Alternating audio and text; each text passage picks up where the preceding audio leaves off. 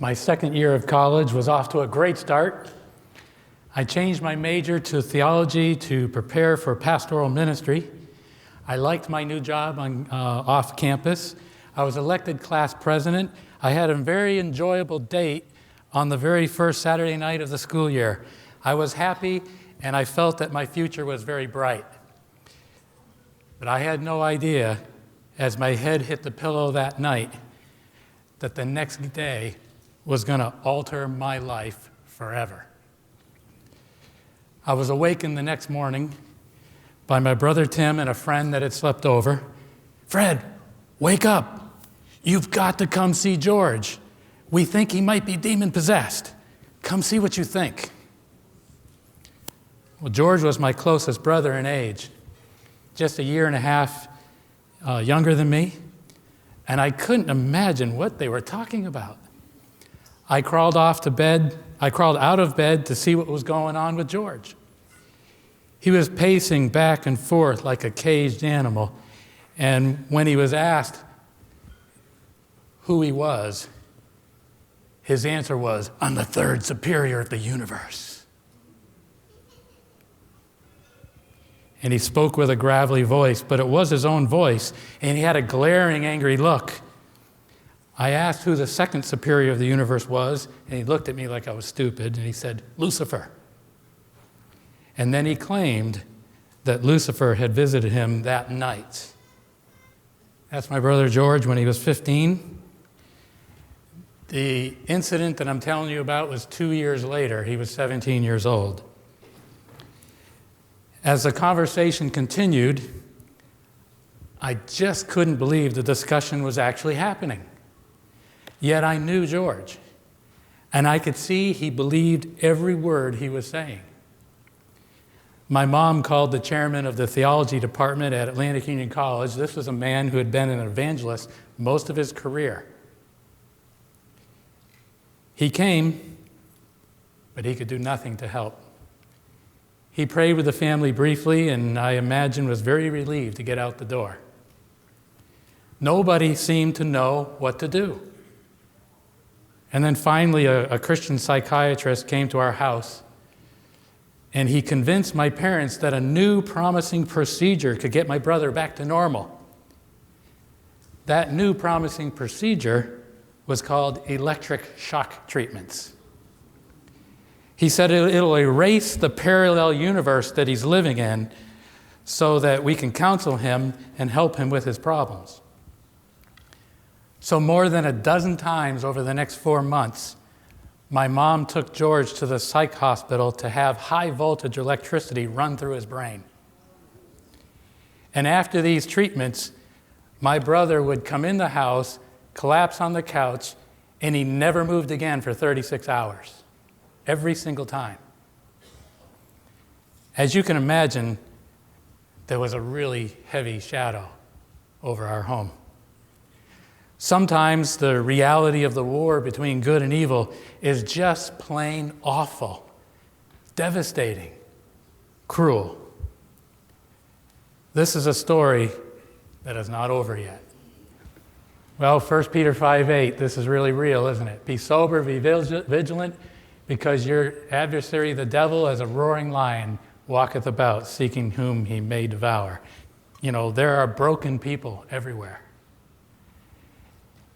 However, after my wonderful senior year in academy, and I'm going to show you a picture of it's my senior picture.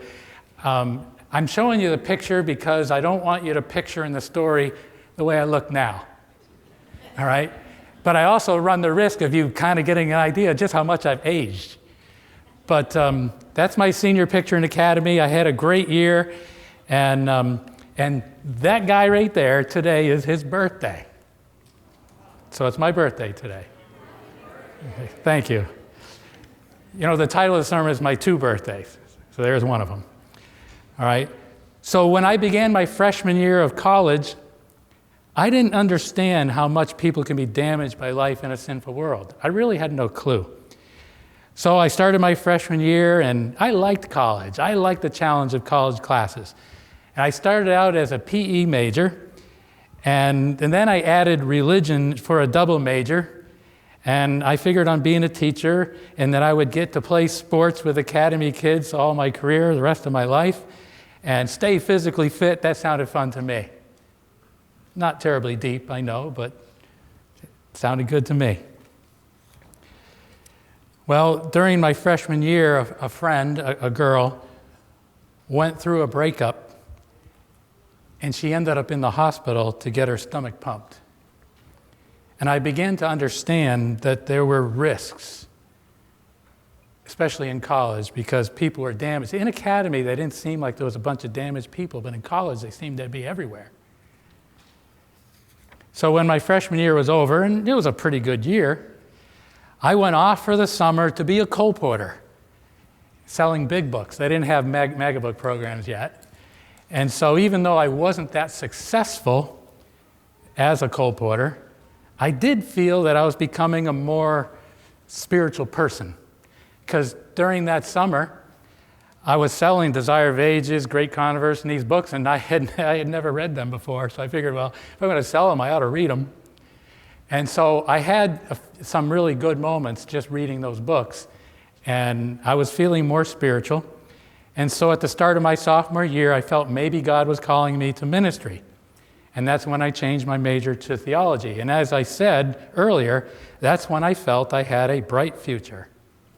But all of that positive feeling was taken away by the sobering reality of my brother's mental crash and those ensuing shock treatments. It seemed to me that ministers were useless. Psychiatrists were crazy experimentalists, and that religion didn't work.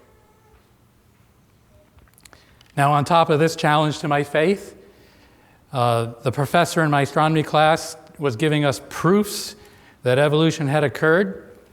He explained to us that he believed God created the world and that God created man, but that the world and the solar system had gone through a God-guided evolution. So there's a term for that. It's called theistic evolution. Well, you know, I made the arguments in class to defend Bible truth, even though God still seemed silent to me. There didn't seem to be any real answers for my brother, and I had no personal experience with God that assured me that things were going to be okay. I had two things in my favor. That great year with Mrs. Minty had given me a lot of faith as an 11-year-old. And then when I was 15, I shared this 2 weeks ago about how God had delivered me from that intense hatred, and I knew God did something there. And so because of those two things, I didn't walk away. There's got to be answers. But to be sure, I wasn't feeling like I was much of a spiritual person anymore. I was a person who felt like I didn't know anything, and neither does anybody else. We're all dumb. Some mornings I didn't want to wake up and find out more bad news. I really tried not to wake up some mornings. But the bad news came anyway.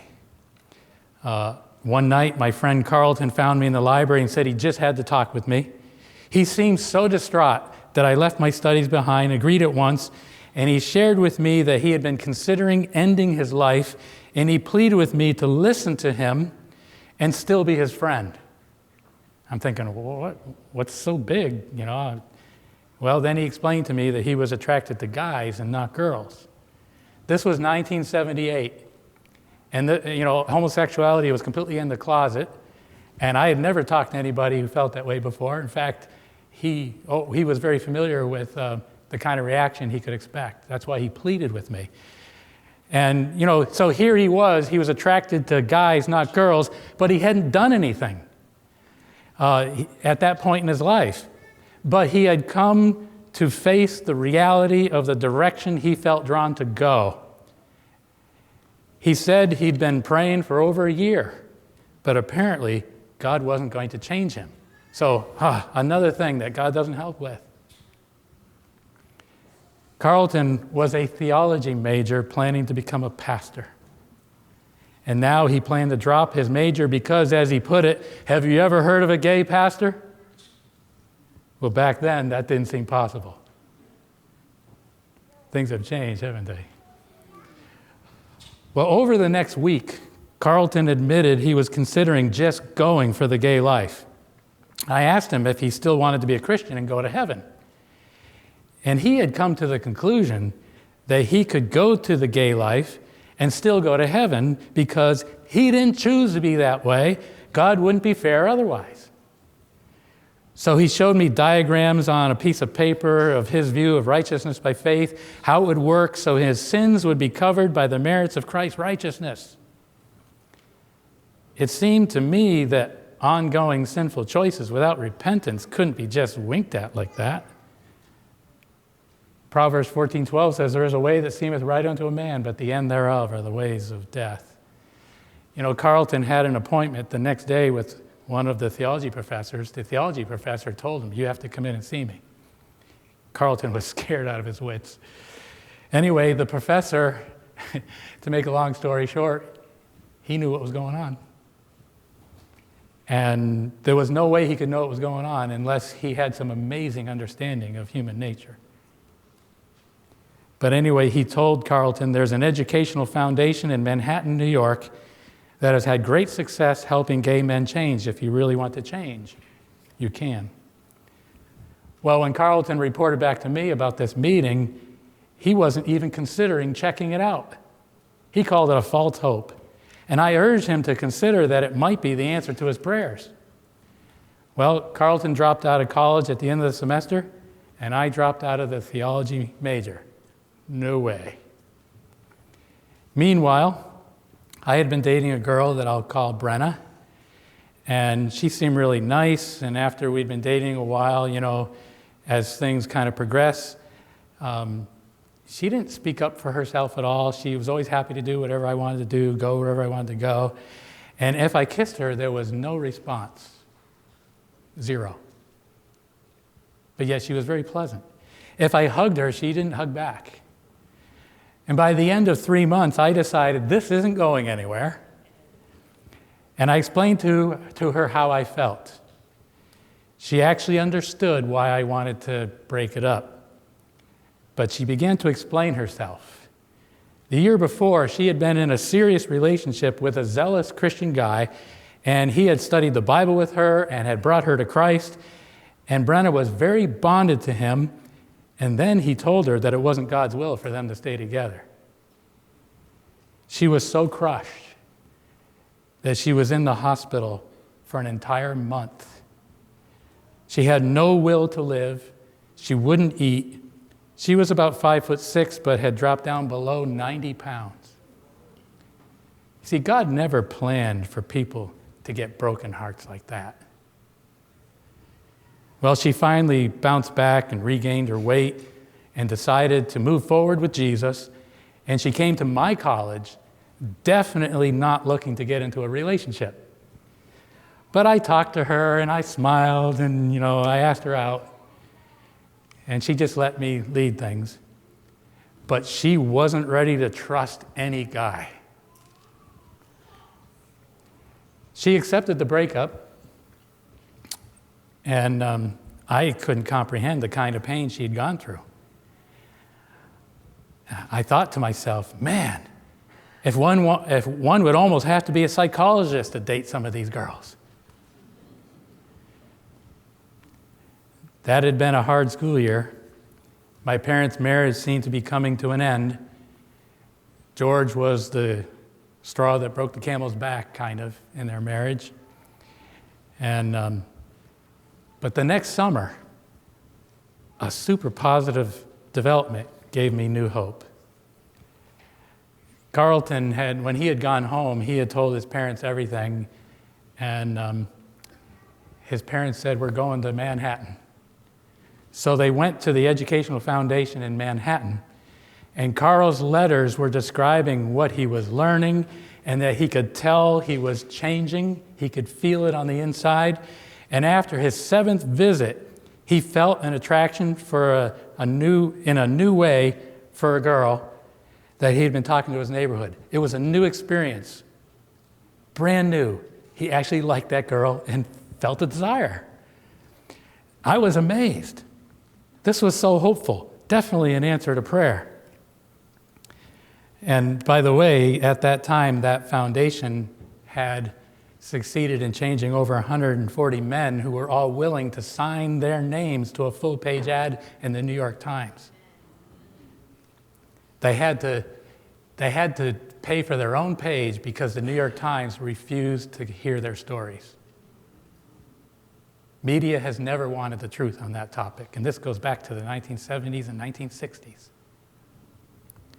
The media lies all the time about almost everything. And they've been lying about homosexuality your entire life. Well, my junior year, I began getting into interesting discussions with Monica. I had seen Monica in the past as way too good for me. She was so spiritual that kids joked behind her back about how pure and holy she was. Well, she was acting quite interested in me, which I felt kind of honored. I could hardly believe it. And man, I wanted to handle everything perfectly with her. I even asked her if I could kiss her the first time. And she was very impressed with what a gentleman I was. You got to get it right once in a while, right? But after a couple months, things began to progress, and she became very affectionate, and the relationship suddenly accelerated into something more and more passionate. My stupid male ego was convinced that she just couldn't help herself because I was just such a man. Now, I would never have admitted that to myself even then, but looking back on it, I know that's true. Foolish. But I had to step on the brakes, so to speak. Things were in danger of getting totally out of control. And I felt guilty, and I told her we needed to back up, and she'd say okay, and then a few days later, she'd really get romantic, and it was the right mood, and I just didn't hold her back where I thought we should be. My guilt, when I expressed it, made her feel guilty. But I couldn't hold the line where I said it needed to be held. I couldn't see clearly what was happening, but I was losing her respect. She seemed to think we might be better off if we stopped going out together. But we had a bond neither of us were willing to break. So we began to talk about getting married. But that didn't go very well because, she knew everybody in my family, and she was concerned about my inner anger, and I started feeling like she was seeing me as not good enough. In our discussions, I expressed my surprise that she was so passionate physically. I said, I didn't expect that. Where did that come from? We were having some pretty honest discussions, and finally the truth began to come out. Monica had had a full-blown affair with a married man. And he was an elder in our church. Now, she wanted to get out of the relationship with me because of her guilt of what she knew she was doing to me, which was triggered by my guilt and my insistence on backing up. But when I couldn't be strong enough as a man, she was losing respect for me. I was holding on to her for dear life, in spite of the fact that I knew she wanted out. Somehow I had to get her thinking differently. And this went on for like 2 months, and it was killing me. But the inevitable breakup came, and I was devastated. This verse in Ecclesiastes 2:15 kind of makes me think about how I was feeling. Then I said in my heart, as it happeneth to the fool, so it happeneth even to me. And why was I then more wise? And why did I think I was so smart? Then I said in my heart that this also is vanity. I was just devastated. And then I finally realized what I had done to Christy back in Academy. I said, oh man, what did I do? And for 3 weeks, I couldn't take in enough air to even sing. It felt physically impossible. That's how deflated I was.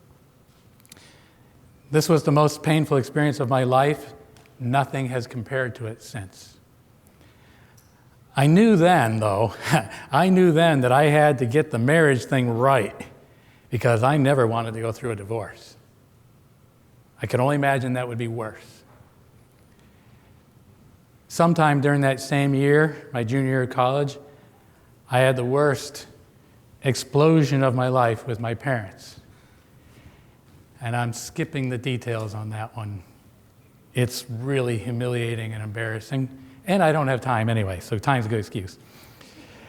But I couldn't believe that I had lost my temper so badly. I thought that it was gone. The irony was incredible because I loved my theology courses. Even though I had given up the idea of being a pastor, I was still a religion major hoping to teach someday. 2 Corinthians 10:4 refers to the devil's strongholds in our lives that need to be pulled down. For the weapons of our warfare are not carnal, but mighty through God to the pulling down of strongholds. See, they need to come down, and that's God's business. And so I was thinking, man, this temper, I really need to overcome it. I got very serious about overcoming my temper, and I never wanted to be in a relationship again like I had been in with Monica. I said, I got to get this under control.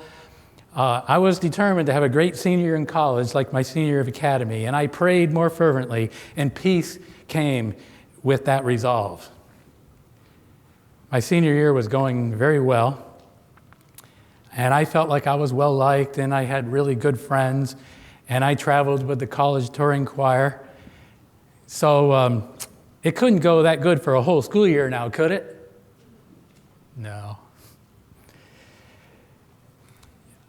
I was in floor hockey intramurals, and I had a game coming up, and the goalie on the other team was a friend of mine from theology classes. He told me he was going to shut me out. I told him I was going to get a hat trick. That's 3 goals. Well, I scored 3 goals in the first period. And then in the second period, I scored another hat trick. And now I had 6 goals with another period to go. And all of a sudden, I had to get a triple hat trick. I was in the zone, and I felt unstoppable. I was a force to be reckoned with. I had never heard of anyone getting a triple hat trick.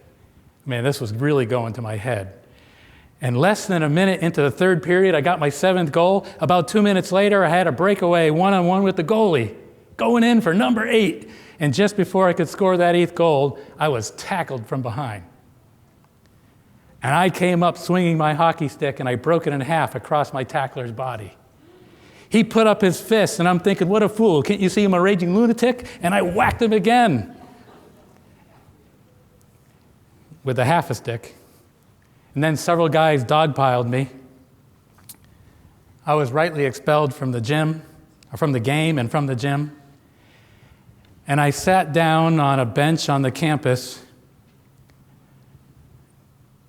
Again, I had been convinced that I'd finally overcome that temper. And now I could see that it could catch me off guard with no warning. And I asked God, and I pleaded, I said, God, what is wrong with me? And I wondered if I could make it as a teacher. I was very fearful for my future. For the first time, I wondered if I wasn't even a person that was saved. I asked God, am I lost? Am I a lost person? I didn't know the answer to my own questions. Always before, I was just determined to do better, and I could do it for a while. And now I was wondering whether I actually could change. Here I was, a senior religion major, brawling in a hockey game. How could this be? By the way, the guy who jumped me is the conference president today. And I'm the pastor here at Sac Central. I mean, God is amazing. Maybe he even has a sense of humor. Well, in the second semester of my senior year, I started dating a girl that came from a farm in upstate New York. I'll call her Katie. Within a week, her father came to the college to check me out. He took me to be a city slicker, ladies' man kind of guy, and he told his daughter to let me know that she wasn't there to date or even have a boyfriend. Well, she did what she was told, but I questioned her a little bit. I liked the challenge. She admitted that she wasn't sure she agreed with her father. That's all I needed to know. Eventually, he provided her with some cassette tapes on courtship and marriage, along with several references to read. She went through it all herself, and then she passed them on to me. She said I would understand if I listened and read all the references. Now, many of the readings came from a book entitled Messages to Young People, and there were other books, all with the same kind of title, but different volumes, Testimonies for the Church, and it was really, really old-fashioned stuff. And the speaker on the tapes was super old-fashioned. You know, an interfering parent was a new one for me. I thought I'd seen it all. Now, I did have several discussions with Katie's father, and a couple of times it didn't go very well. In fact, really badly.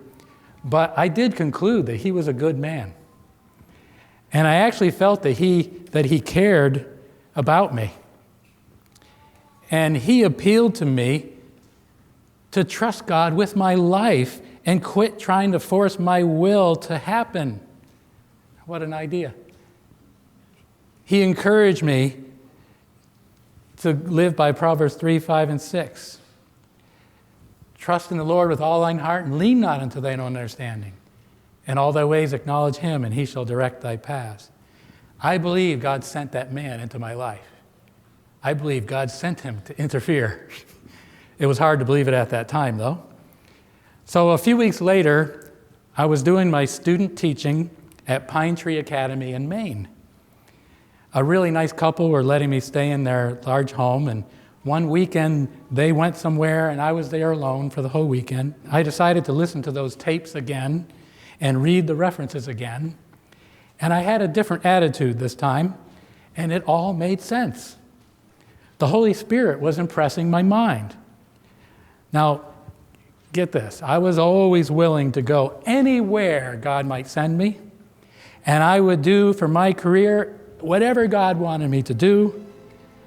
But I then saw that I had not been that way about dating. My love life was strictly my department.